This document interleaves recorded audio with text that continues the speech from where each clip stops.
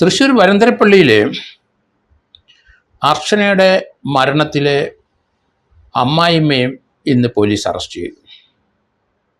കഴിഞ്ഞ നവംബർ 25 ഉച്ചതിരിഞ്ഞ് 4 മണിക്ക് അർച്ചന എന്ന ചെറുപ്പക്കാരിയുടെ മൃതദേഹം അവരുടെ വീടിനോട് ചേർന്നുള്ള കോൺക്രീറ്റ് കാനയിൽ കണ്ടു. ദേഹം നിറയെ പൊള്ളലും ഏറ്റിട്ടുണ്ട്. അർച്ചനയുടെ അമ്മായിമ്മ 49 വയസ്സുള്ള രജനി, അവർ കുട്ടിയെ സ്കൂളിൽ നിന്ന് വിളിക്കാൻ പോയി. മടങ്ങി വീട്ടിൽ വന്നപ്പം മരുമകളെ കണ്ടില്ല.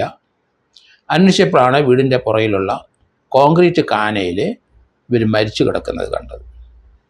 ഏതായാലും പോലീസ് വന്നു, നടപടികളെടുത്തു, ഇൻക്വസ്റ്റൊക്കെ തയ്യാറാക്കി. ദേഹം നിറയെ പൊള്ളലുണ്ട്.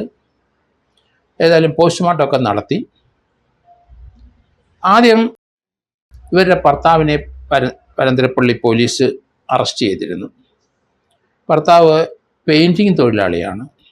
നേരത്തെ ഒരു കഞ്ചാവ് കേസിൽ പ്രതിയായിട്ടുണ്ട്. ഇയാൾ അമ്മയും ഈ മരണപ്പെട്ട പെൺകുട്ടിയുടെ അർച്ചനയുടെ വീട്ടിൽ വാടകയ്ക്ക് താമസിക്കാൻ ചെന്നു. ഷാരോണും അമ്മ രജനിയും അവരുടെ വീട്ടിൽ വാടകയ്ക്ക് താമസിച്ചതിൻ്റെ ഇടയ്ക്ക് ഈ പെൺകുട്ടിയുമായിട്ട് ഷാരോൺ ലോഹിത്തിലായി. അവരെ അവസാനം പ്രണയമായി. അത് വിവാഹത്തിൽ കലാശിക്കുകയായിരുന്നു. വിവാഹം കഴിഞ്ഞ ശേഷം ഷാരോണിൻ്റെ അമ്മയായിട്ട് അവർ ഒരു വീട്ടിൽ വാടകയ്ക്ക് താമസിക്കുകയായിരുന്നു.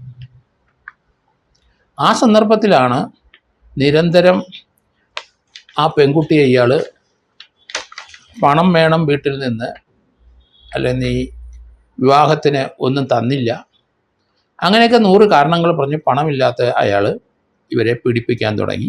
അവരെ അടിക്കുകയും ചവിട്ടുകയും ഒക്കെ ചെയ്തു. ആ കുട്ടിയെ മർദ്ദനം സഹിക്കാൻ വയ്യാതെ ആ കുട്ടിയുടെ അമ്മയുടെ അടുത്തും അപ്പൻ്റെ അടുത്തും പറഞ്ഞു തന്നെ ഇയാൾ ക്രൂരമായി മർദ്ദിക്കുകയാണ്.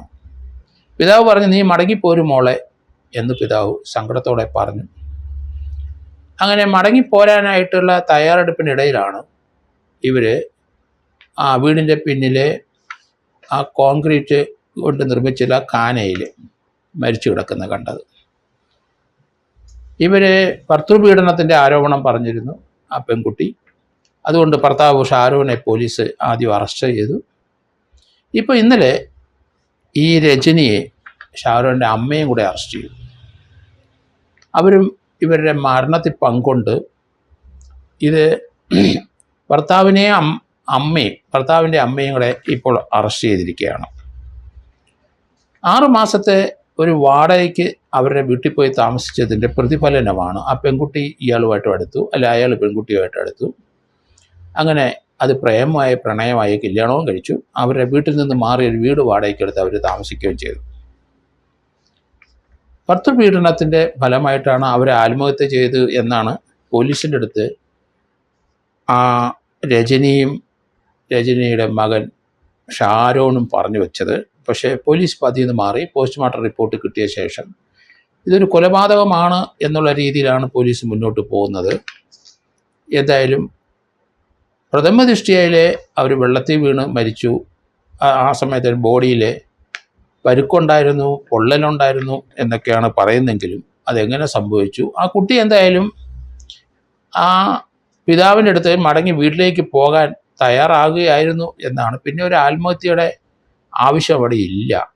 കുട്ടി മടങ്ങിപ്പോകാനും കുട്ടിയെ സ്വീകരിക്കാനും മാതാപിതാക്കൾ റെഡിയായിരുന്നു. എന്തായാലും ഇതിനെ സംബന്ധിക്കുന്ന കൂടുതൽ വിവരങ്ങൾ ഇനിയും പുറത്തേക്ക് വരാനുണ്ട്. ഏതായാലും മകളുടെ മരണത്തിൽ അതിനൊരു പരാതി ആ പെൺകുട്ടിയുടെ പിതാവ് നേരത്തെ കൊടുത്തിരുന്നു. മകൾ ഗർഭിണിയായിരുന്നു. അതുകൊണ്ട് അവളൊരിക്കലും അയാളായിട്ട് ഒരു തരത്തിലും ഒരു ലോഹ്യത്തിന് പോകില്ല. പ്രണയവിവാഹമായിരുന്നു. അത് അയാളുടെ കൂടെയുള്ള സഹോദരിയുടെയോ അല്ലെ ആരുടെ ഒരു കുട്ടിയെ വിളിക്കാൻ തന്നെയാണ് അമ്മ പോയതെന്ന് തോന്നുന്നു. എന്തായാലും ഇവരുടെ കല്യാണം കഴിഞ്ഞിട്ട് 6 മാസമേ ആയുള്ളൂ. അതിലെ കുട്ടി ഗർഭിണിയാണ്. എന്തായാലും അതിദാരുണമായ ഒരു സംഭവം തന്നെയാണ്. എങ്ങനെയാണ് ഇങ്ങനെയുള്ള കുട്ടികളെ പോയി ഇതുപോലെയുള്ള വെട്ടിച്ചെന്ന് ചാടുന്നത്?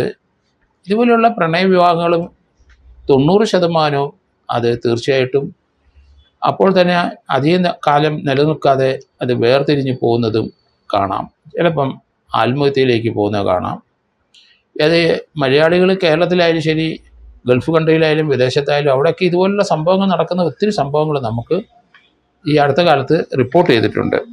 ഭർതൃപീഡനമാണ് ഈ കൊലപാതകത്തിൻ്റെ കാരണം, അല്ലെങ്കിൽ ആ കുട്ടി സൂയിസൈഡ് ചെയ്യാൻ കാരണം എന്നൊക്കെ വാർത്തകൾ വന്നെങ്കിലും പോലീസ് യഥാർത്ഥത്തിലെ പോസ്റ്റ്മോർട്ടം റിപ്പോർട്ടിൻ്റെ അടിസ്ഥാനത്തിൽ മുന്നോട്ട് പോവുകയാണ്. അതുകൊണ്ടാണ് അമ്മയെ കൂടി അറസ്റ്റ് ചെയ്തിരിക്കുന്നതെന്ന് മനസ്സിലാകുന്നത്.